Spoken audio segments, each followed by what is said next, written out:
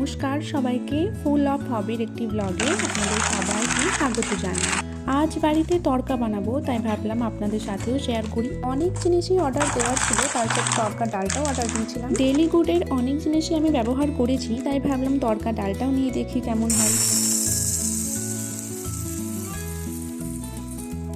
ডালটা 4 থেকে 5 ঘন্টা মতো জলে ভিজিয়ে রেখেছিলাম, আর 4-5 ঘন্টা পর প্রেসারে দিয়ে সেদ্ধ করে নিয়েছি। আর এদিকে টমেটো, রসুন, আদা, পেঁয়াজ, কাঁচা লঙ্কা সমস্ত কিছুই কুচিয়ে রেখেছি। এখানে রসুন আর আদাটাও এইভাবে ছোট ছোট করে কিমা করে নিয়েছি। এবার প্রথমেই সরষের তেলে আদা কুচি গেল, আদাটা একটু ভাজা ভাজা করে নিতে হবে। আদাটা একটু ভাজা হয়ে এলে তারপর রসুন কুচিটা দিয়ে দিতে হবে।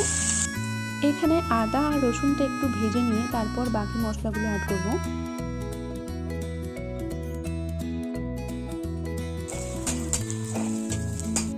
এখন দিলাম গোটা জিরে, গোটা জিরেটাও এর সাথে ভালোভাবে মিশিয়ে নেব।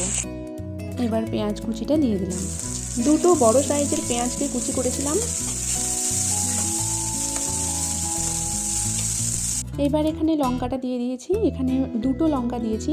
আমরা মোটামুটি ঝাল খাই, তাই এখানে দুটো লঙ্কাই দিলাম। এবার টমেটোটা দিয়ে দিচ্ছি, এখানে দুটো মিডিয়াম সাইজের টমেটোকে কুচি করে নিয়েছিলাম।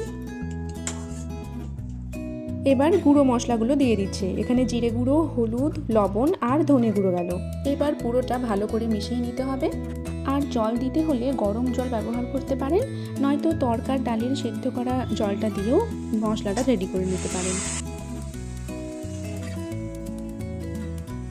আমি এখানে তড়কা সেদ্ধর জলটাই দিলাম, এতে ফ্লেভারটা খুব ভালো আসে।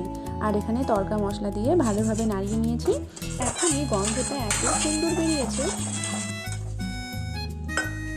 এবার পুরো তড়কাটা দিয়ে ভালোভাবে মিশিয়ে নিতে হবে। এই সময়ে অনেকে ডিম দিয়ে ডিম তড়কাও বানায়, তার জন্য ডিমটা প্রথমেই আগে ভুজিয়া করে নিয়ে এর উপরে ছড়িয়ে দিতে হয়। কিন্তু আমরা আজ ডিম খাই না, তাই ডিম ছাড়াই বানালাম।